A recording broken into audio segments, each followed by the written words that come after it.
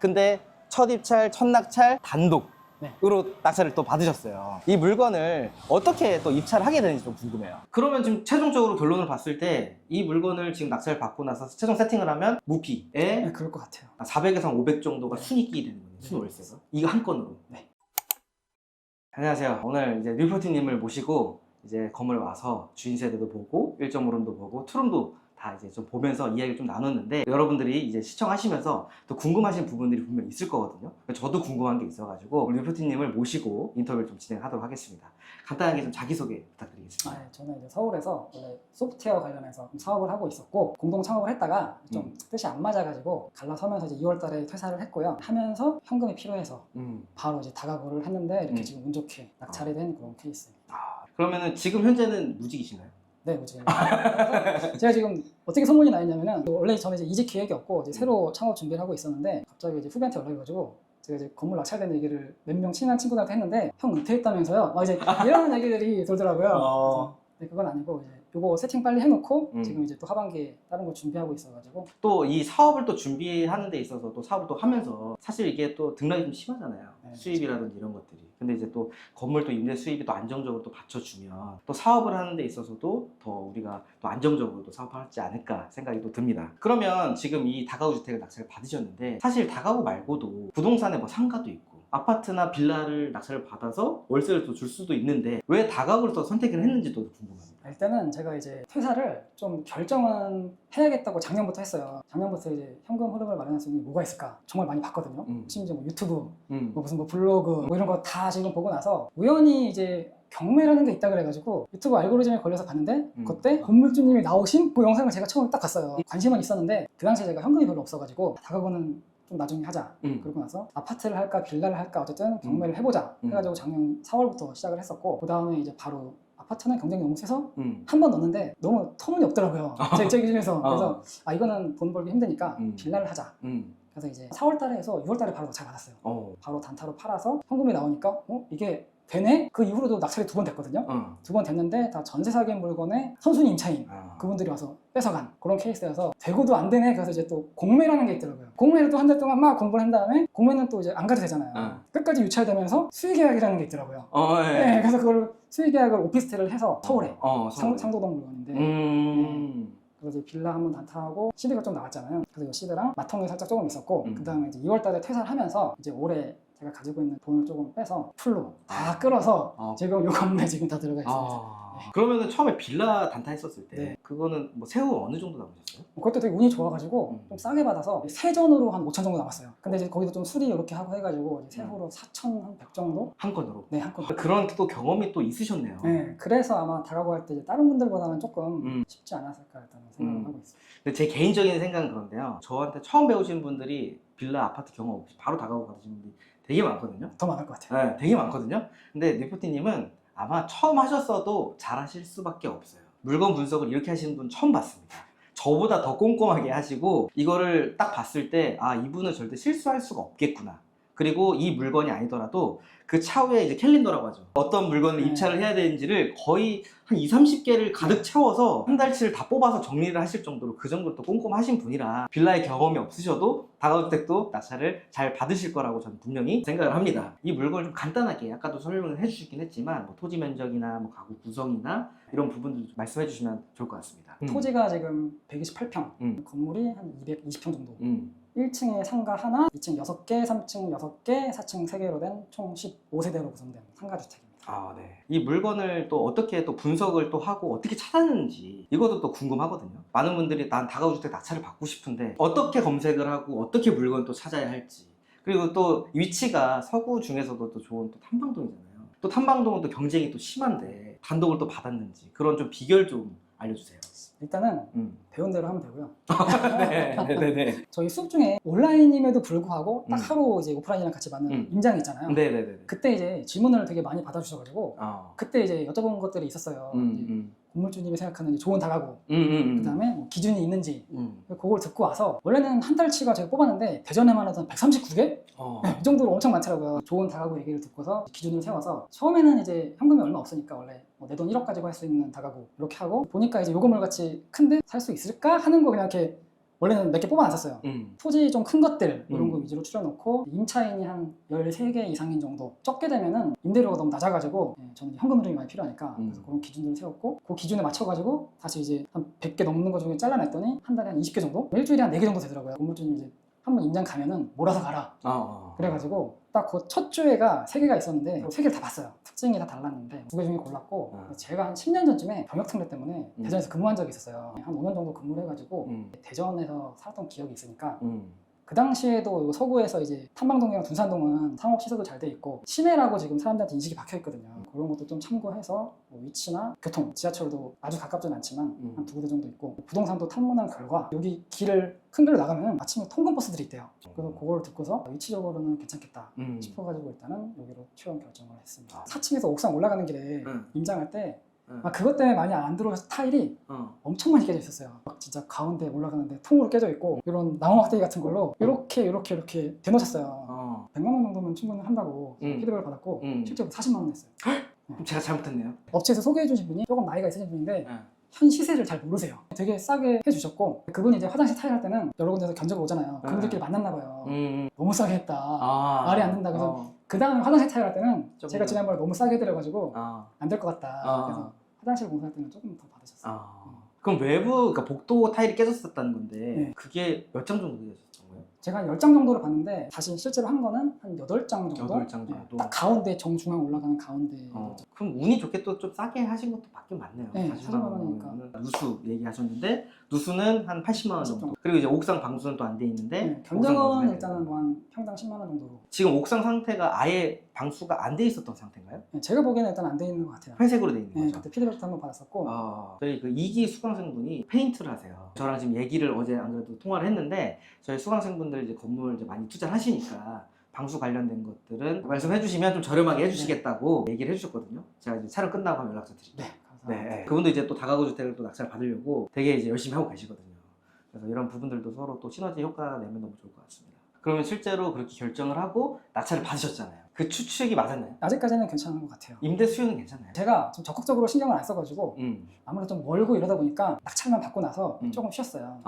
연휴도 많이 껴있다 보니까 초등학교 애도 있고 여행도 갔다 오고 맞아요. 그래서 여기서 부동산 몇 군데 방문해가지고 이 근처에 있는 그나마 제일 괜찮은데 위임을 했어요. 그분이 되게 잘해줄 것 같이 그랬는데 실제로 잘 안 하시더라고요. 그분한테 맡겨놓고 안 되겠다. 그래서 불이 나게 이제 6월달 공사랑 다 끝나고 나서 지난주부터 제가 다 뭐 알려주신다 이런데 다 올리고 나서부터 지난주부터는 이제 연락이 전화가 엄청나게 많이 생각을 해보면 예전에 질문 주셔가지고 제가 막 전화를 드리면 항상 아이들과 네, 맞아요. 근데 좀 되게 특이했던 게 경험하고 한번 경험이 있거든요. 근데 이제 질문을 다 메일로 보내면은 사실은 그냥 일회성으로 답변을 주시고 끝나거든요. 모르는 전화가 온 거예요. 근데 이제 그 전날인가 전전날에 이제 아까 그 조사한 거를 보내드렸는데 전화가 와가지고 누구세요? 그랬더니 건물주입니다. 그래가지고 사실 깜짝 놀랐어요. 왜요? 보통은 전화로 이렇게 피드백을 잘 안 주시니까 전화를 받았는데 그때가 참관 수업 이렇게 막 시끄러운 데 있어가지고 나와가지고 뒤에서 통화를 하다가 나중에 다시 또 통화를 하자고 하셔가지고 최근 저녁 때 통화를 좀 되게 오래 했던 기억이 있습니다. 맞아요. 그래서 보통 이제 평일 낮에도 제가 전화를 드리는데 또 통화가 어려우신 분들도 계셔가지고 제가 또 일부러 저녁 늦게도 남아서 또 연락을 또 드리기도 하는데 그때 그 기억이 딱 나요. 참관 수업이 있어가지고 아이들 소리가 엄청 많이 들려가지고 지금은 좀 통화가 어렵겠다라는 기억도 있고. 근데 사실 어떻게 보면 메일로 주셨을 때 다른 분들은 뭐 메일로 이렇게 답변을 많이 주신다고 저는 들었거든요. 전화로 하니까 어떠세요? 일단은 메일로 답변을 받게 되면은 거기에 모든 답변을 다 정확히 주시면은 한 방에 끝나는데 아시다시피 제가 이게 뭔가 질문이 많잖아요. 많아요. 네, 그런데 몇 번 왔다 갔다 해야 되는데 그분들은 다 바쁘신 분들이잖아요. 그러면은 이게 빨리 안 끝나요. 며칠 걸리는데 전화로 해주시니까 그다음에 이제 제가 보낸 거 이제 쭉 보시고 다 하나씩 피드백을 주셔가지고 거의 처음 보냈던 거에 대해서 한번 끝나고 그때 이제 좀 애매한 것들이 있으니까 부동산 탐문을 다시 한번 해봐라 피드백을 주셔가지고 그 다음 날인가 바로 내려왔어요. 맞아요. 내려와서 이 부동산 한번 싹 돌고 그때 주말이어가지고 저 혼자 온 게 아니라 일단은 애한테 대전에 놀러가자고 와. 서구에 호텔이 새로 생겼거든요. 거기 하나 잡아놓고 와이프랑 둘이 밀어놓고 놀고 있어라 놀고 있으라고 하고 여기 이제 임장도 다시 싹 하고 근처에 부동산 돌고 조사했던 거 다시 보내드리고 또 전화 주셔가지고 계속 피드백 받고 맞아요. 그래서 저희가 사실 코칭 해드릴 때 전화를 일일이 다 드리거든요. 지금까지 지금 어제도 제가 거의 밤 10시 넘어서까지 또 코칭을 또 다른 분들도 해드렸는데 사실 제 입장에서 힘들어요. 솔직하게 말씀드리면 이게 제가 하루에 10분만 전화해도 1시간씩이면 10시간이거든요. 그러다 보니까 이게 빨리 안 될 수는 있지만 사실 웬만하면 2, 3일 내로는 다 제가 피드백을 드리다 보니까 제 입장에선 힘들지만 수강생분들 입장에서는 궁금한 부분들을 또 물어보시고, 근데 궁금한 부분들을 남겨주시는데 전화를 하다 보면 궁금한 게 5가지, 10가지 또 늘어나요. 그렇죠. 네, 그러면 이제 거기에서도 제가 바로 또 피드백을 해드리는데, 사실 그렇게 힘들지만 하려고 했던 이유가 피드백을 이메일로 받으면 명확한 답변도 없고, 그리고 특히나 이 다가구는 이메일 피드백으로는 정말 힘들어요. 그냥 아파트, 뭐 빌라 같은 경우는 되게 간단하잖아요. 근데 이 다가구에서는 사실 이메일 피드백이 또 어렵기도 하고, 근데 이제 이메일 피드백을 했는데 제대로 된 답변이 오지 않으면 또 다시 답변을 기다려야 돼요. 그렇죠. 답변을 기다리면 이미 물건은 낙찰돼서 끝났고, 이런 경우들이 많다고 얘기를 들어서 힘들지만 좀 인원 제한을 좀 두고 지금까지 또 코칭을 하고 있는데, 그래도 이렇게 낙찰을 또 받으시고 또 저렇게 또 초대해 주시니까 저는 또 여기에서 또 감동을 받는 거예요. 아, 너무 감사하죠. 일단은 그럼 이 물건이 지금 감정가가 어느 정도 됐죠? 감정가가 이제 한 23억 3천 정도. 그래서 얼마에 낙찰 가셨죠? 17억 3천. 그러면 현금이 한 17억 정도는 있으신 거네요? 아니죠. 한 10억 정도? 아니죠. 건물 자체가 좀 크다 보니까 실제로 초기 투자금은 한 3억 정도. 근데 이제 나중에 여기 임대 맞추고 뭐 보증금이나 회수가 되면은 많아서 2억 정도면 되겠다라고 일단은 제가 조사를 했었고, 그래서 이제 2억으로 일단은 생각하고 시작을 했죠. 아, 그러면은 이 17억의 낙찰을 받아서 초기 투자금은 3억, 그리고 보증금 회수하면 한 2억 정도면 투자를 가능하겠다. 이 물건을 17억 3천에 낙찰을 받으시고 대출을 뭘로 받으셨어요? 대출을 근저당으로 받았습니다. 근저당이요? 네. 신탁으로 당연히 받을 생각이었는데 이게 그 단독 낙찰권이랑 조금 엮여 있거든요. 신탁으로 대전에 90%까지 받을 수 있다는 거를 또 이제 연결된 사무장님한테 확인을 했고, 신탁 90%로 받아야겠다고 계획을 세웠는데 전날 오후에 사무장님한테 연락이 왔는데 단독으로 받으시면 안 돼요, 이거를 메시지로 보내주신 거예요. 그 전날 낮에 남겨주셨는데 오후에 봐가지고 왠지 단독 아니면 한 한두 명, 많으면 2명 정도라고 생각을 하고 있었는데 피드백도 그렇게 주셨고 받고는 싶은데 밤에 와이프랑 상의를 해가지고 명의로 가짜를 하나 넣자 이렇게까지 얘기가 됐는데, 대리로 가려면은 이제 또 서류들이 필요하잖아요. 준비를 못했어요. 아침에 일찍 그냥 에이 모르겠다 그냥 이렇게 운전하면서 왔는데 하필 단독 낙찰이 됐어요. 네. 그래서 이제 아니 뭐 어쩔 수 없지, 그냥 돈 다 이제 끌어가지고 80%로 하자 이렇게 하고 있었는데, 이제 낙찰 받고 나서 여기 이제 대출 알아봤는데 원래 여기 채권자 은행이 있었는데 그 은행에서 연락이 와서 낙찰 받으신 누구시죠 해가지고 저희 은행에서, 저희가 채권자 은행인데 근저당으로 가능합니다 이렇게 말씀하시는 거예요. 먼저 그럼 르포티님이 문의를 하신 거예요? 네, 제가 문의를 했어요. 아, 먼저? 네. 그러니까 원래는 사무장님한테 했는데 사무장님이 알아봤는데 죄송하게도 80%까지밖에 안 될 것 같다. 딴 데도 더 알아볼게요 이렇게 해가지고 제가 알아보다가 은행에 어떻게 알아봤는데 그 은행에서 근저당으로 된다는 거예요. 금액이 한 81%, 2% 정도 됐을 거예요. 낙찰가에? 네. 81%? 네. 그래서 혹시나 해가지고 사무장님한테 연락을 드렸죠. 사무장님이 갑자기 그런 방법이 있었네요 그러시면서 또 대전 쪽에 알아봐 주셨어요. 그래서 거기보다 조금 더 좋은 조건으로 근저당을 알아봐 주셔서 지금 한 3천만 원 정도 더 지금 받은 게 최종 현재 근저당으로 받은 금액입니다. 그러면은 낙찰가의 몇 프로를 받으신 지금 거예요? 한 거의 84%. 84%? 네, 83점 후반대로 제가 계산했었거든요. 이게 지금 신탁도 지금 네. 80%를 얘기를 했는데 근저당으로 지금 84%? 네, 14억 3천. 14억 3천을 근저당으로 받았습니다. 와, 아니 저는 사실 이 얘기를 알고 있지만 이게 말이 되나? 네. 이 생각을 했거든요. 저도 그래서 그 나중에 자서하러 갈 때 그 지점장님이랑 직접 하는데 여쭤봤어요. 이게 어떻게 가능하냐. 그랬더니 대전만 그런 건 사실 잘 모르겠는데 거의 감정가 기준으로 그냥 계산을 한 데다가 올해 초잖아요.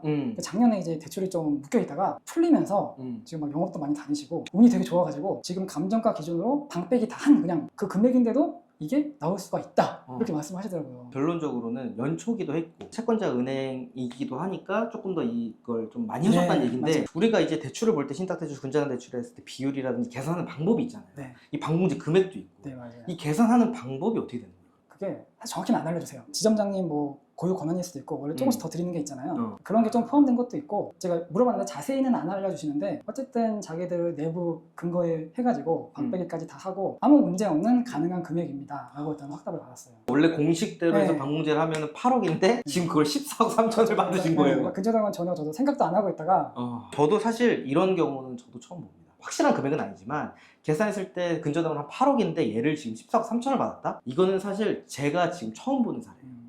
그래서 이 사례들이 어떻게 보면 참 고급 정보이기 때문에 끝까지 또 시청을 해주시면 좋을 것 같습니다. 얼마 들어가신 거죠, 초기 투자분이? 근저당으로 해서? 4억 조금 만들었죠. 그래도 많이 들어가긴 했네요. 네, 맞아요. 근데 뭐 근저당인데, 그죠? 근저당인데 신탁도 처음에 3억 생각하셨잖아요. 그렇죠. 근데 근저당인데 4억이면 그래도 연끌을 해서 일단 좀 넣어야겠다 생각을 하신 거죠. 그러면 4억이라는 돈을 넣었는데 그럼 4억이라는 돈이 계속 묶여 있는 거예요? 아니면 어떻게 되는 거예요? 그렇지 않죠. 원래 처음에 수업에 배울 때랑 그 수익률 계산표랑 다 하잖아요. 그때는 이제 신탁으로 맞췄으니까 신탁은 대부분 보증금이 500선인데 일단은 근저당을 받다 보니까 보증금 횟수가 2배로 뛰었고요. 500짜리가 이제 1000, 그다음에 뭐 투룸 같은 경우는 뭐 2000, 수익금은 3000 이렇게 뛰어버리니까 계산한 걸로는 한 보증금 횟수가 일단 2억 좀 넘게 들어올 것 같고요. 네. 그게 이제 월세 세팅으로만 다 했을 때. 그렇죠. 월세 세팅으로. 전세 하나도 안 주고 월세만 세팅을 했을 때 보증금 2억. 네. 근데 이거를 만약에 전세를 나중에 한두 개 넣다 보면은 계산을 안 해봤는데 아마 거의 투자금이 엄청 적게 들지 않을까. 근저당 세팅을 한 상태에서 월세 세팅으로 쭉 했을 때 보증금 2억인데 전세를 또 놓을 수가 있어요. 근저당 같은 경우에는. 근데 이제 그런 기준들을 봤을 때 제가 봤을 때 한 2개 정도까지는 지금 전세를 놓을 수 있는 상황이에요. 근데 정확하게는 또 LH에서 또 감정을 해야 되지만 제가 그런 경험들이 좀 많이 있다 보니까 1.5룸이면은 한 9,500 정도 하나요? 지금 여기가 생각보다 많이 올라서 9천에서 한 1억 1천 정도 지금 왔다 갔다 하는 것 같아요. 그럼 한 1억 정도? 네, 보통 평균 1억 정도. 그럼 1억 정도 2개만 잡아도 2억인데 네. 그러면은 나머지 개를 1000씩 잡았으니까 3억 8천? 거의 4억 정도 되는 거네요? 그렇죠. 2개를 잡게 되면. 그럼 초기에 취득세 포함해서 4억 들어갔잖아요. 네, 맞아요. 그럼 무피 거의 만약에 전세도 한 2개 이상 뽑게 되면 그렇게 될 것 같아요. 지금 이 상황에서 25년도에 그죠? 21년도도 아니고 22년도도 아니고 25년도에 지금 무피로 그러면은 또 월세가 중요하잖아요. 네. 건물을 샀는데 돈이 한 번도 안 들어갔어요. 최종 세팅했을 때 예를 들면 그럼 월세가 어느 정도 나와요? 세가 한 55, 60 정도까지도 받을 수가 있어서 그때는 한 8, 900 사이였는데 지금은 못 받아도 한 900에서 1000 사이? 아까도 말씀드렸지만 아까 1.5룸 보여드린 데 있잖아요. 입주 계약됐는데 거기가 얼마나 됐다고요? 지금 다음 주에 입주하시는 분이 1000에 60. 1.5룸이 1.5룸. 1000에 60입니다. 이거 대전이 서울 아닙니다. 그럼 못해도 900에서 1000 정도? 네, 일단은 그렇게 그 정도 지금 예상을 하고 계시는 있습니다. 거죠. 그 대신 우리가 또 궁금한 게 또 많은 분들이 또 걱정하시는 게 있어요. 이게 대출이 지금 14억 3천이잖아요. 여기에 대한 중압감은 없나요? 압박감? 요거는 금액이 큰 건 아는데 네. 제가 이제 부동산을 예전에도 조금 했었고 아무래도 사업을 하다 보니까 이 대출 이런 거에 조금 둔해진 것도 있고 리스크 계산만 잘하면은 대출이 레버리지라서 문제가 안 된다는 거를 저는 알고 있었거든요. 14억이어도 크게 문제 되지는 않을 거다라고 계획은 다 해놔서 크게 중압감은 없었어요. 내가 낼 수 있는 능력이 되면은 이자를? 이자를. 네. 그래서 이제 계산을 다 하면은 이제 지난달에 이자가 처음 나갔는데 14억에 4.7% 근저당을 받아서 지금 550 정도 나가거든요. 한 달 이자만? 550. 와. 근데 이 들어오는 월세가 900에서 1000이 되다 보니까 그쵸. 네, 요거를 빨리 세팅을 하면은 사실은 한 400 정도가 들어오는 거라서 일단은 좀 문제가 없을 거라고 판단을 했고 대신에 이제 리스크는 빨리 안 채우게 되면은 이자를 그쵸. 그것도 제가 한 3달 정도 계산을 해서 자금은 지금 따로 마련을 해놔서 그리고 또 어떻게 보면 한두 개 세팅하면 보증금을 또 1,200 네, 받잖아요. 네, 다음 주에서 또 들어오고 그러니까 그걸로 가지고도 충분히 이자 네, 순다해도 되는 거고 물론 이제 차는 데까지 기간은 또 이자에 대한 부담이 있지만 또 보증금은 또 해결이 되고 그러면 지금 최종적으로 결론을 봤을 때 이 물건을 지금 낙찰을 받고 나서 최종 세팅을 하면 무피에 네, 그럴 것 같아요. 400에서 500 정도가 네. 순이익이 되는 거예요. 순월세가. 이거 한 건으로. 네. 아니 근데 진짜 저희가 이렇게 영상을 찍잖아요. 이 영상을 보시는 분들이 거짓말 아니냐. 네, 그럴 수도 있죠. 이 거짓말 말도 안 돼. 어떻게 건물을 투자를 하는데 투자금 회수를 해서 빵원을 하고 이자 빼고 400에서 500이 남느냐. 거짓말 아니냐 이렇게 얘기를 하실 수도 있고 또 어떻게 보면 뉴포티님도 마찬가지로 유튜브를 보고 나서 제 강의를 듣고 나서 낙찰 받으셨잖아요. 어떠세요? 가짜인가요? 아니요, 일단은 제가 시작했던 게 그거에 대해 정확히 조사를 했어요. 처음에도 저도 영상만 보고서는 이게 가능한가? 라는 의구심이 되게 많았는데 이제 혼자 조사하는 거에서도 가능할 것 같다라는 게 좀 있었고 그 다음에 이제 강의를 듣고 나서 이거는 당연히 가능하다라는 확신이 있어서 시작을 한 거고 그런 분들에게 한마디 한번 해주시면 어떨까요? 제가 이제 저 나이가 한 40대 이제 중반이거든요. 사실 항상 실천을 안 하시는 분들은 말로만 하고 키보드만 치시기 때문에 그러실 수 있는데 한번 해보시면은 인생의 터닝 포인트가 된다고 보거든요. 그래서 뭐 영상을 보시거나 아니면 지금 동기들도 많이 있잖아요. 단톡방. 그런데 보시면은 다들 잘 하고 계시는 것 같고 일단 한번 해보시면은 하나 더 해야겠다 하는 생각이 아마 들지 않을까 싶습니다. 맞아요. 어쨌든 최종적 세팅이 되면은 투자금 다 회수가 되고 월세 400에서 500 정도가 남으니까 이걸 가지고 또 단타를 해도 되고 이걸 가지고 이제 또 다른 두 번째 다각을 또 해서 현금 흐름을 만들면서 유동성을 또 만들고 그걸 가지고 이제 또 다른 투자나 사업을 할 때 조금씩 이렇게 할 수 있는 안정적이죠. 어떻게 보면 또 많은 분들이 또 다가올 때 관심은 있지만 대출도 그렇고 임대 세팅, 건물 관리 여러 가지 또 많이 있지만 경매 같은 경우에는 또 우리가 명도를 또 해야 되잖아요. 근데 명도 그래 하면 되지 뭐 이 생각은 있지만 또 막상 전세 보증금을 또 단 한 푼도 못 받으시는 분들이 계시면 명도할 때 너무 두렵다. 그것 때문에 투자 못 하겠어 라고 생각하시는 분들이 대부분이에요. 근데 실제로 주인 세대인가요? 주인 세대에 사시는 임차인 분이셨고요. 네. 남자 혼자 살고 계신 분인데 못 받는 보증금이 2억 2천인데 그분을 이제 처음에는 안 계셔가지고 못 만났고 그때 피드백 받고 대전에 한번 내려왔다 그랬잖아요. 그때 이제 그냥 용감하게 뵈려고 한번 놀러봤는데 나오시더라고요. 거부감도 없고 자기 돈을 못 받아서 자기가 알기로는 이사비를 좀 받을 수 있다고 들었는데 그걸 못 받으면 자기가 이제 아예 나갈 수가 없다. 그분도 이제 혹시 몰라서 나중에 배당을 받을 수 있지 않을까라고 기대는 하고 계셨어요. 처음에 얘기만 하고 그 다음부터는 이제 연락이 없다가 이제 잔금 치르는 날 저도 급하니까 잔금 치르는 한 하루 전 이틀쯤에 이사 어떻게 계획하고 계시냐고 했더니 이사비 주시면은 일단은 그냥 바로 나가시겠다 해가지고 그럼 이제 또 많이 불러줄 것 같아서 처음에 얼마 원하세요 했더니 처음에 300만 원을 얘기하셨어요. 그래서 평수가 크니까 주인세잖아. 그래도 저는 어떻게든 깎아야 되니까 그러면은 그냥 한 이사비 실비로 처리해 드릴게요 해가지고 영수증이랑 달라고 그랬더니 바로 다음날 이사비 영수증을 저한테 보내주셨어요. 이제 180만 원 정도 나왔더라고요. 그분이 이제 거기 하면서 계약금으로 한 15만 원 내셨대요. 제가 혹시나 해가지고 원래는 드릴 계획이었는데 165만 원 드리면 되죠 했더니 처음에 하다가 그거 주시면은 바로 이번 주에 이사 갈게요 해가지고 딱 지금 영도비는 165만 원. 5세대 하나. 잔금 치른 고 이틀 있다가 바로 나갔어요. 그럼 이 건물을 지금 하는데 165만 원 끝이에요? 네. 거짓말하지 마세요. 진짜. 그럼 다른 분들 다 배당 받으셨죠? 아니요. 지금 배당 받으시는 분들은 원래 반 정도 되고 실제로 한 4세대 정도가 못 받는데 2세대가 LH고 한 분은 이제 임차권 등기하고 나가셨는데 처음에는 본인이 받으시는 줄 알고 있었나 봐요. 원래는 받는 거였는데 이분이 하필 전입을 중간에 한번 빼셨어요. 그러니까 임차권 등기하고 빼시면서 배당 서류가 날라오니까 이제 작년 4월 이후인가 다시 전입을 하셔가지고 안 될 것 같은데 제가 굳이 얘기할 필요는 없잖아요. 그쵸. 또 배운 대로 잘하셨네요. 네. 그쵸. 저는 잘 모르겠고 일단 법원 연락처 알려드리고 여기 연락을 해보셔라. 이미 나간 상태니까 처음에는 이제 그 비번만 알려달라고 했는데 안 알려주셨어요. 처음에는 이제 그러고 연락 안 하고 있다가 또 잔금 치르기 한 일주일 전쯤에 한번 연락해가지고 이렇게 상황이 되니까 어차피 받으실 거면은 서류 필요하시지 않냐. 그냥 그럼 귀찮으신가 봐요. 그래서 딴 데 계시니까 서류를 등기로 보내달라 하고 보내드리고 문자로 비번 받고 와서 그냥 열어보고 결국에는 이제 명도를 어렵지 않네요. 저는 문자로 이렇게 한 적은 처음이에요. 그렇죠. 빌라 할 때도 이렇게 안 해봤는데. 그렇죠. 왜냐면 제가 이제 강의 때 사실 저는 전화 말고 웬만하면 문자로 이제 명도를 하시라고 말씀을 드리고 그 방법을 알려드리는데 다가구기 때문에 저는 문자가 된다고 보거든요. 근데 이제 많은 분들이 단순히 또 가구 수가 많으니까 되게 힘들 거라고 생각하지만 생각보다 또 어렵지 않으니까 또 다가구 또 두려움 있으신 분들 같은 경우에는 한번 도전해 보시면 좋을 것 같습니다. 결국에는 영원 투자해가지고 한 400에서 500 정도 순월세가 남는데 17억이면 좀 비싸게 받으신 거 아닌가? 처음에는 저도 긴가민가 했어요. 조사를 하면 할수록 확신이 들잖아요. 일단은 제가 피드백을 한번 받았고 여기 같은 경우는 큰 건물이 별로 없다 보니까 조사하기가 힘들었는데 맞아요. 다행히 한동안 거래가 없다가 작년 하반기랑 최근에 주변 인근에 이 비슷한 건물들이 한 23억 5천에 거래된 것들이 좀 있었어요. 연식이 거의 비슷했어요. 비슷하고 더 오래된 것도 있었고 리모델링을 했을 수도 있는데 그걸 보고서 일단 확신이 들었고 그다음에 아주 싸게 받은 거라고 할 수도 있고 아닐 수도 판단이 애매하긴 하지만 일단은 되게 좋은 가격에 받은 거는 맞는 것 같다는 이렇게 해주시는 소장님들도 있었고 그다음에 뭐 기준에서는 제가 하는 거니까 그쵸. 확신을 가지고 있습니다. 그렇죠. 실거래가가 제일 중요한 거잖아요. 실거래가가 여러 개 찍혀 있는데 그게 연식이라든지 토지 건물이라든지 크기가 비슷한데 그게 23억이 지금 찍혔다는 거예요. 그다음에 이 옆 건물이 신축으로 지금 들어왔는데 22년도에 다중주택으로 여기 반 사이즈거든요. 호가로 한 24억에 내놓으셨고요. 바로 옆에. 제가 그걸 보고서 좀 더 확신이 들었던 거죠. 못해도 23억이네요. 일단 제가 봤을 때는 생각은 하고 있습니다. 근데 지금 바로 단타하실 건가요? 아니죠. 현금이 아무래도 나오는데 굳이 그렇죠.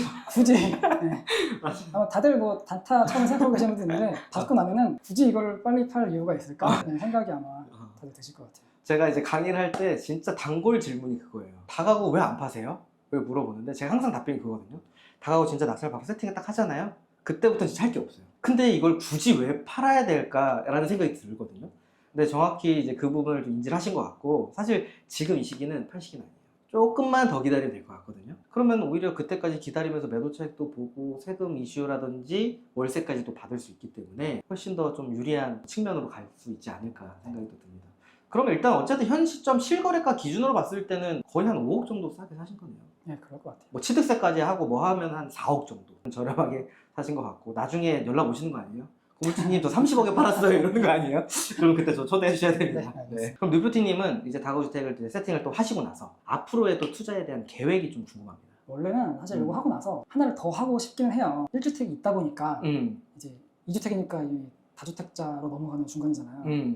그래서 뭘 해야 될까 하고 있다가 다행히 또 지금 최근에 지방 2억 이하 거기 때마침 있어서 그거를 요즘에 또 살짝 보고 있었고 이제 그게 아니라고 하면은 이제 여기서 월세 가지고 현금 좀 마련한 다음에 고시원이라든지 이런 것들 있잖아요. 이제 주택이 아닌 것들 이런 것도 한번 준비해보면 괜찮지 않을까 생각만 하고 있습니다. 제가 이제 인터뷰를 할 때 앞으로의 투자 계획이라든지 이런 것들을 물어보는데 단타를 하시는 분들 같은 경우에는 이제 다가구를 목표로 다가구를 하시는 분들은 이제 단타와 다른 걸 병행을 또 하시는데 확실히 제가 느끼는 건 뭐냐면 다가구 투자를 했기 때문에 앞으로에 갈 수 있는 방향성이 되게 많아지고 다양해진 것 같아요. 처음에 또 단타도 하시면서 결국에 이제 또 다가구 건물까지 또 투자하셨으니까 앞으로 또 투자도 응원하도록 하겠습니다. 그러면 이제 저희 구독자분들에게 마지막 한마디 드리고 마무리하도록 하겠습니다. 일단은 수업을 듣고 나서 온라인 수업 딱 끝나고 나서 그 다음날 입찰이 있었는데 하루 만에 받은 거예요. 안 좋게. 맞아요. 근데 이게 사실은 저한테만 있는 운이 아닐 거거든요. 수업 같은 경우도 들을까 말까 망설이시는 분이 있는데 저는 뭔가 배울 때 그냥 다 내려놓고 흔히 달리는 마차에 뛰어오르라고 하잖아요. 제가 이걸 혼자 했으면 사실 1년 동안 해도 안 됐을 거라고 생각하거든요. 그래서 이거를 빨리 대출도 내버리지 마, 제가 말씀드렸지만 빨리 남의 거를 배워서 옆에 든든하신 분들이 있는데 혼자 고민하지 마시고 수업부터 빨리 들으시고 그 다음에 하나하나 실천하시면은 누구든지 쉽게 건물주가 되지 않을까 생각하고 있습니다.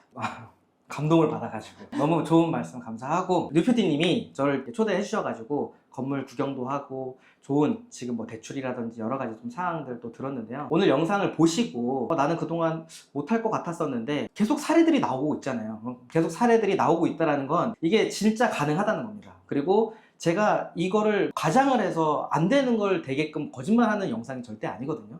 그래서 여러분들이 정말 그런 부분들이 의심이 된다면 저한테 강의 안 들으셔도 돼요. 책을 보시고 내가 직접 경매 나온 물건을 가지고 어떤 식으로 세팅을 했고 이게 정말 가능한지를 여러분들이 확인하신 다음에 바로 또 실행을 하셨으면 좋겠습니다. 오늘 인터뷰 출연해 주셔서 정말 감사하고요. 지금까지 시청해 주셔서 감사합니다.